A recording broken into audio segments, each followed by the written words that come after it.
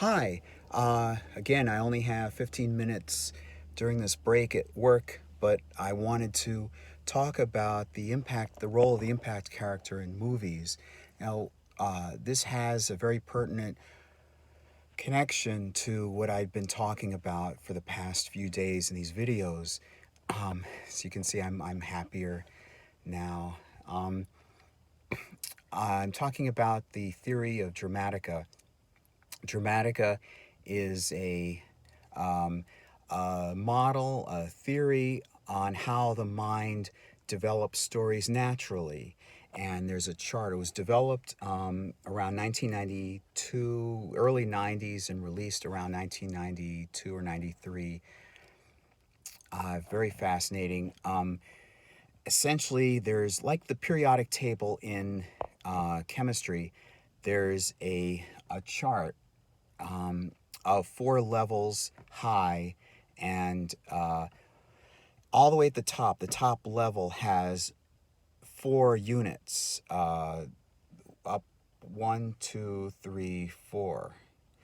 And beneath each unit, there are four more, and then beneath those, there are four more. So at the bottom, the element level, sorry, I'm holding this iPhone while I'm recording, hope it doesn't shake too much. There are lots of maybe 64, something like that. However the math works, it goes from it goes from 4 to, I think, second level has 16, next level, so forth. And then there are four main character binary questions. You choose this or this. Is the main character this way or that way?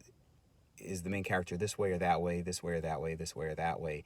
And then the same thing goes for the objective story. And it's a competition. It's a comparison between the main character, whose specific function is to be the audience's view into the story. You're bonding and you're following the main character's journey. It doesn't have to be the protagonist. That's what separates dramatic theory from other screenwriting discussions. So the main character, so you have this computer's application based on the theory, and it's called the story engine. And what you're trying to do is calculate a story form, calculate fact values for 70 something different aspects of the story or the film or the TV show, TV episode. So, depending on which one is more defective going into the story, in other words, whose problem is more pronounced, the main character or the objective story? If the main character should remain steadfast and not change, I don't mean grow into believing more, reinforcing his suspicion as to how to deal with his problem. I don't mean that. That's steadfast. If the character changes, then that means that he realizes something, or she, and he's been going about dealing with his problem wrong. And then under the influence of this impact character, which I want to talk about, that's the primary topic of the video, he changes course and he deals with it differently. And hopefully, if the story is set up, depending on how the story is set up, he could have made the right decision to change from his steadfastness and embrace some other way of dealing with his problem. Now, that in a story, there are four through lines going concurrently. Four through lines going concurrently.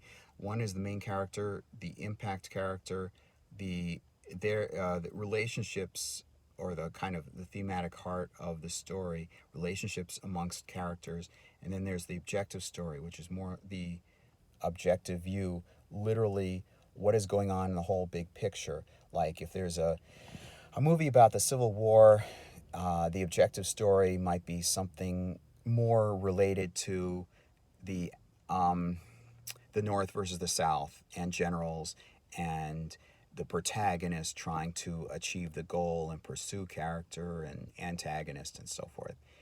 The main character has his or her own arc. Uh, there could be a character that is both the main character and the protagonist, but the main character's function is different when when the story shifts from him being a general to his private life and the problem that he's trying to deal with and resolve. That's the main character, his main character part, and different. They're different through lines entirely. All right, so the impact character, that character has a function specifically to provide an alternative course of action, an alternative way of dealing with the main character's personal problem. The impact character is more objectified. You don't really bond as much with the impact character. You're looking at the impact character through the eyes of the main character. For example, in Star Wars, Luke Skywalker is the main character. We watch Obi-Wan Kenobi interacting with him, and I wish I knew Lord of the Rings better than I do, or else I would give. There's probably a very good example there, but the impact character, like for example, Obi-Wan Kenobi talks about the Force and rely on your instincts and your inner self.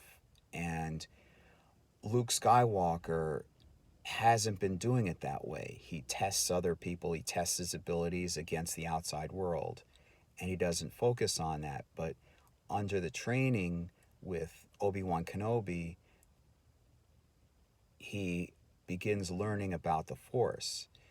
So that in the climax, at the end of the story, or near the end of the story, he hears Obi-Wan say, "Use the Force, Luke," and he shuts off his external sensors and he relies on instinct and uses the Force and believes in himself and so forth, and all that nice, beautiful theme. So in my life, there was very recently, there was an impact character that I messaged with who provided an alternative explanation. There was somebody earlier who provided a different alternate explanation that seemed to make some sense, and I could see the connections, but that's a case when I should have remained steadfast and not switched over and changed, because I did switch over and change and it ended badly for me. I hope it changes. I hope the situation becomes better. But this time, the impact character who came into my life and I messaged with, I think that's on a better track. So I don't know if things will be patched up, but I hope they will be. So I guess I had other things to say. I wanted to talk about the the fantasy I had, and way back when this whole situation kind of began. I understand how I went overboard or came on too strongly, and there was also a different factor. There was also a different thing at play that would keep recur. Well, yeah, I'll say keep recurring. It had occurred several times. The same thing, where I don't know if that'll ever be explained, but I know that I was under the impression that it was like almost a promise of something very nice happening to me, and then all of a sudden the door would shut, and then promise of something nice happening, and then all of a sudden the door would shut. It was very confusing. I don't know why that happened, but at least I'm guessing I know part of what caused all this trouble, which was, oh, I wanted to talk about the blind side. Oh, that's another thing about Dramatica. Okay, so all right, I'll finish what I was about to say. I was blind, I had like a blind spot, and at least one half of my questions and all this bizarre mystery as to what happened has been resolved. I guess I'm guessing that's the correct resolution. That's the correct explanation, and helps for my sake anyway. My mind, it helps to resolve this whole thing. All right, so I talked before about how the chart is twisted up. It begins, the chart, if you go to Dramatica.com and you see the chart, that's a chart without any conflict, without any twisted, distorted views. It's totally objective view of the mind. However, when you start choosing whether the main character prefers to deal with things as a doer externally, or deals or adapts his own mind and adjusts to the external world, whether he's a start or stop or change or steadfast or whatever, the application takes that and twists the, what I would call periodic table of Dramatica, so that the character goes in. It tells you where the character is going in, without, and may be unaware of his true problem. He may only be aware of the symptoms. In other words, the theory works in quads: upper left, lower right. It's a quad of 1, 2, 3, 4, and in each quad, the theory will tell you, for each through line, what the true problem is in that period. It's one of the elements in the periodic table, what the true problem is. And then next to it, either above it or next to it in the chart, would be the symptom. And for a change character, well, for both characters, the character would, both kinds of characters, steadfast or changed, the character would be focused on the symptom and not be aware of what the true problem is. And for a steadfast character, the character remains unaware of the true problem, only focuses on the symptom. And then diagonally across from that in the chart would be, from the symptom, would be the response or the treatment. And then diagonally across from the true problem is the true solution. So if you're blindsided, you don't realize the true problem, or you don't focus enough attention on it.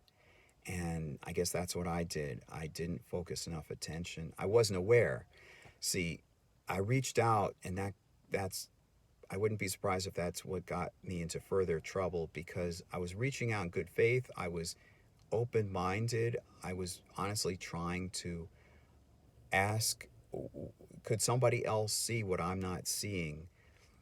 And nobody really, unless you count a few smatterings of little bits of something, nobody really explained what the problem was, like what caused it. So it basically screwed up the situation. I hope not permanently.